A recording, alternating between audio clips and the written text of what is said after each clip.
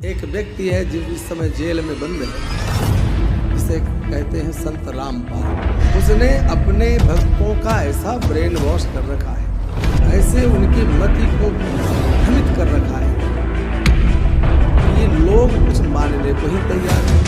इतनी बार हरियाणा सरकार से उसका संघर्ष हुआ, इतनी बार जेल जाना पड़ा कि भी आई है, आज भी उसे भगवान माने और स्वयं तो मानते ही हैं, लेकिन समाज को प्रत्येक गली गली, जगह जगह, बस अड्डे, रेलवे स्टेशन, गाड़ी ट्रेनों के डिब्बों में जगह जगह एक ही प्रचार प्रसार करते घूम रहे हैं। भगवान कृष्ण का खंडन कर रहे हैं, भगवत्ता का खंडन कर रहे हैं, पुराणों का खंडन कर रहे हैं, वैदिक मार्ग में जो भी प्रयोग होने वाले शास्त्र हैं, धर्म ग्रंथ हैं, सबका खंडन कर रहे हैं। इस समय के अवतार हैं, यही अवतारी पुरुष हैं, और उन अवतारी पुरुष को आज तक वो जेल से बाहर नहीं निकाल पा रहे हैं। जबरदस्ती आपको उनका शिष्य बनाया जा रहा है, उनका अनुयायी बनाया जा रहा है।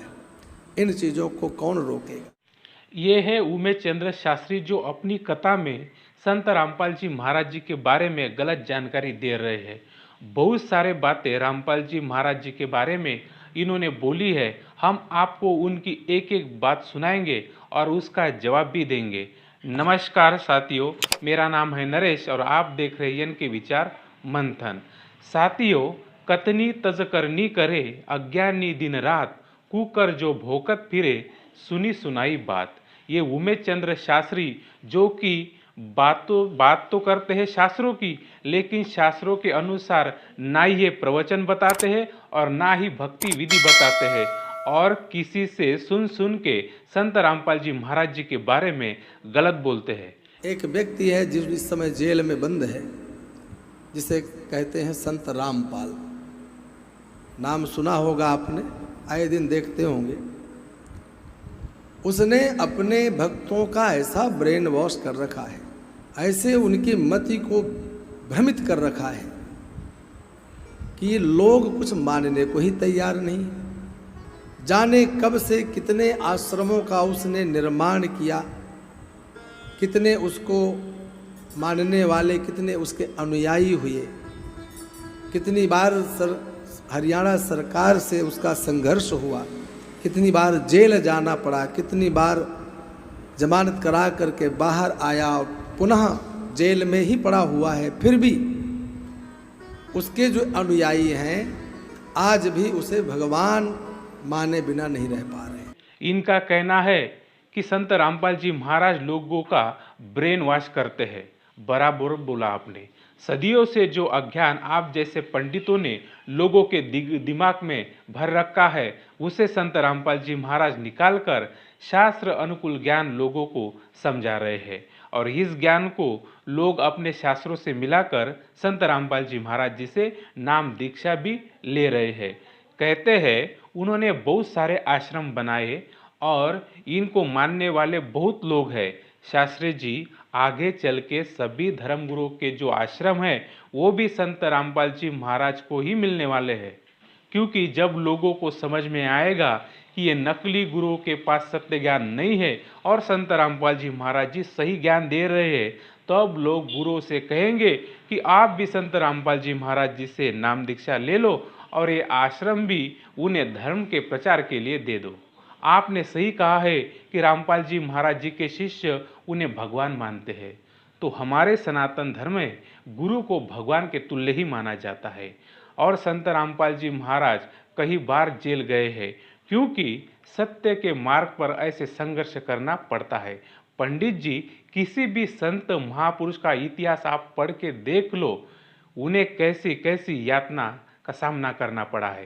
संत रामपाल जी महाराज खुद कहते हैं, मुझे फांसी भी हो जाए तो कोई गम नहीं है, लेकिन इस सत्य ज्ञान को जनता तक मैं पहुंचा के ही छोड़ूंगा। वो तो एक दिव्य शक्ति है जो इतना उन्हें तकलीफ देने के बाद भी उनके ज्ञान को आज तक कोई नहीं रोक पाया, बदले दिन ब दिन उनका ज्ञान बढ़ता ही जा रहा है। प्रत्येक गली गली, जगह जगह, बस अड्डे, रेलवे स्टेशन, गाड़ी ट्रेनों के डिब्बों में जगह जगह एक ही प्रचार प्रसार करते घूम रहे हैं। भगवान कृष्ण का खंडन कर रहे हैं, भगवत्ता का खंडन कर रहे हैं, पुराणों का खंडन कर रहे हैं, वैदिक मार्ग में जो भी प्रयोग होने वाले शास्त्र हैं, धर्म ग्रंथ हैं, सबका खंडन कर रहे हैं। और केवल एक ही कार्य, एक ही लक्ष्य, यही इस समय के अवतार हैं, यही अवतारी पुरुष हैं, और उन अवतारी पुरुष को आज तक वो जेल से बाहर नहीं निकाल पा रहे हैं। शास्त्री जी, क्या उस पुस्तक में सिर्फ संत रामपाल जी महाराज जी अवतारी पुरुष है यही लिखा है? उसमें कोई परमात्मा के बारे में ज्ञान बिल्कुल भी नहीं है? और अवतारी पुरुष के बारे में जो लक्षण उसमें लिखे हैं वो किस पर फिट बैठते हैं, वो आप बताइए। क्या सच्चाई बताना गलत है? आप बताएं ना कि जो महापुरुष के बारे में भविष्य वक्ताओं ने लिखा है वो कौन है। और संत रामपाल जी महाराज जी किसी देवी देवता का खंडन नहीं करते हैं, बल्कि उनकी स्थिति के बारे में बताते हैं। जो हमारे शास्त्रों में प्रमाणित ज्ञान है उसी से वो सभी देवताओं की स्थिति बताते हैं। और मूर्खों जैसी बातें करते हो कि अवतारी पुरुष होने के बावजूद भी संत रामपाल जी महाराज जी को उनके अनुयायी जेल से बाहर नहीं निकाल पाए। अरे अज्ञानी, आप क्या समझोगे संतों की लीलाओं को? आप मुझे ये बताइए, आप भी राम कृष्ण को अवतारी भगवान मानते हो, तो राम को अयोध्या वासियों ने क्यों 14 साल वन में ही रहने दिया? और कृष्ण ने भी अपने माता पिता को क्यों कंस के जेल से बाहर नहीं निकाला? क्यों 12 साल उन्हें जेल में रहने दिया? बोलने से पहले विचार करो। वो तो भगवान की लीला होती है, समय आने पर सब ठीक हो जाता है। अब कलयुग में ऐसे इस प्रकार के जो स्वरूप हैं, जो इस प्रकार से अपना स्वरूप बना करके घूम रहे हैं, वैसे सरकार को मैं धन्यवाद देता हूं इस बात के लिए कि सरकार चुन चुन करके हर जगह से ऐसे पापियों को उठाकर उनका सही रास्ता दिखा रही है। लेकिन हम लोगों ने जो अपने दुराग्रह को धारण कर लिया है, दुराग्रह ग्रसित हो गए हैं, हम उसको कब छोड़ेंगे? हमारी जो सनातन परंपरा थी, जो वैदिक मार्ग था, उसका अनुसरण करने वाले हम लोगों के बीच में जब इस प्रकार का पाखंड हमारे सामने उपस्थित हो गया और हम उसी मार्ग पर चल रहे हैं, दूसरों को प्रेरित कर रहे हैं, दूसरों को उसी मार्ग का अनुसरण करने की सलाह दे रहे हैं, तो बताइए समाज में हमारे सनातन धर्म का स्वरूप बिगड़ेगा कि बचेगा? अब आप जैसे अज्ञानी पंडितों की कोई खैर नहीं है। शास्त्रों का नाम लेके आपने अभी तक जनता को बहुत गुमराह किया है। लेकिन शास्त्री जी, अब जनता शिक्षित है और अक्षर ज्ञान से परिचित है, और संत रामपाल जी महाराज शास्त्र अनुकूल ज्ञान बताने वाले भी इस धरती पर मौजूद है। तो अभी आपकी दाल नहीं गलने वाली है। आप जैसे पाखंडी को ना भगवान के बारे में पता है और ना ही भक्ति के बारे में पता है, क्योंकि पीछे तो माँ दुर्गा जी का फोटो लगाया है और सामने राम कृष्ण जी की महिमा गाते हो। और आप जैसे पाखंडी तो दुनिया के अंदर कीड़े मकोड़ों की संख्या में उपस्थित है, जिनका बहिष्कार अब ये जनता करेगी और सत्य ज्ञान को स्वीकार करके सनातन धर्म को पुनः स्थापित करेंगे। साधारण गांव की जनता जो नहीं जानती है, जो थोड़ी किसी कार्य के प्रभाव से, थोड़े बहुत चमत्कार के प्रभाव में पड़ करके अपनी वैदिक मार्ग का अनुसरण करना छोड़ देती है, नित्य प्रति जो नवरात्रि का व्रत है, जो एकादशी का व्रत है, प्रदोष के व्रत हैं, आने वाले हर प्रतिदिन के वारों में सोमवार इत्यादि के जो पवित्रतम व्रत हैं, इनको छोड़ करके और पड़ गए उनके चक्कर में। शास्त्री जी, बहुत सारे व्रत है, सोमवार का, मंगलवार का, बुधवार का, गुरुवार का, शुक्रवार का, शनिचर का और इतवार का भी है। 7 दिन व्रत उपवास है। शास्त्री जी, साथ में नवरात्रि, एकादशी और न जाने कितने व्रत उपवास आप लोगों को बताए हैं। आपने तो धंधा चलाने के वास्ते लोगों पर ये सब व्रत लादे हैं। साथियों, सीधी सी बात है, हमें भगवान ने ये मानव जन्म मोक्ष प्राप्ति के लिए दिया है, और निर्धन से निर्धन इंसान भी भक्ति कर सकता है। और व्रत करने को तो धन चाहिए, समय चाहिए, आप जैसा पंडित भी चाहिए जो फोकट में हवन यज्ञ ना करे। गरीब आदमी अपना पेट भरेगा या व्रत पूजा में पैसा खर्च करेगा? और भगवान हमें ऐसे कठिन और खर्चीली साधना क्यों बताएंगे जो सबके बस की ना हो? शास्त्रों में तो सिर्फ नाम स्मरण करने के लिए बोला है, किसी भी व्रत उपवास और पूजा की आवश्यकता ही नहीं है।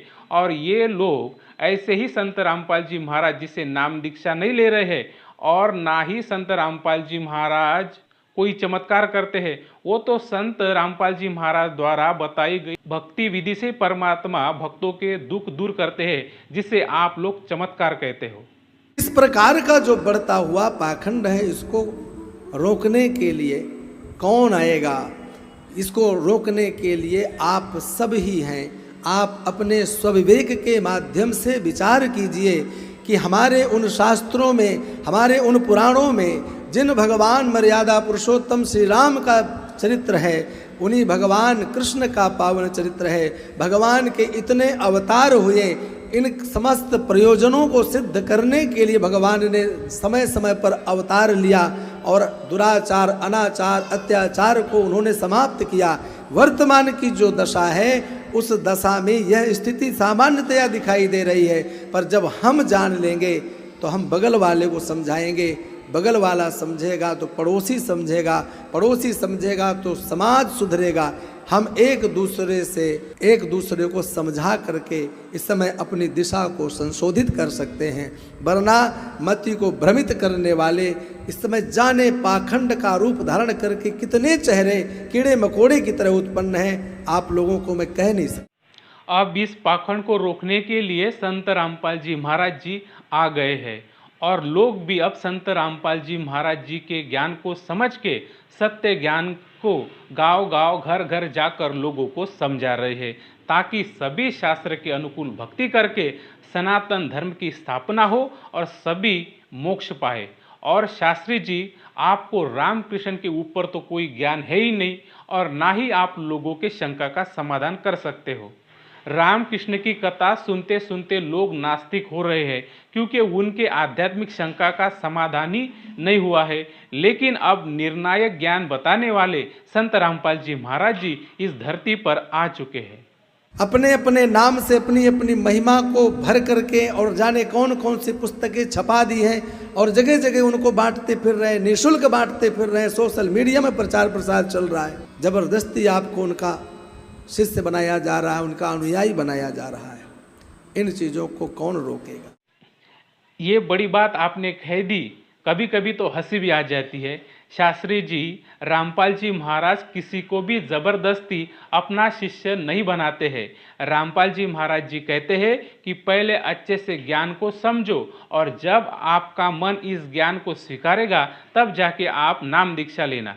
और वो भी आपको सभी प्रकार का नशा, चोरी, रिश्वतखोरी, अश्लीलता, पाखंडवाद छोड़ना पड़ेगा। ये सारी बातें अगले वाले को जब मंजूर होती है तभी संत रामपाल जी महाराज जी नाम दीक्षा देते हैं। आप जैसे नहीं करते हैं कि शिष्य बढ़ाने के लिए कोई भी नियम मर्यादा नहीं रखते। शास्त्री जी किसी के बारे में बोलने से पहले सोच लेना चाहिए। मूर्खों जैसे कुछ भी बातें ना करें। साथियों, इस उमेश चंद्र शास्त्री जी के बयान पर हमने अपनी बात रखी है। अगर आपको मेरी ये वीडियो पसंद आए तो वीडियो को लाइक, शेयर तथा चैनल को सब्सक्राइब जरूर करें। साथ में घंटी को भी दबाएं ताकि जब भी मैं कोई वीडियो अपलोड करूं तो उसकी नोटिफिकेशन सबसे पहले आपको मिले। फिर मिलते हैं नए विचार मंथन के साथ। तब तक के लिए जय हिंद, जय भारत।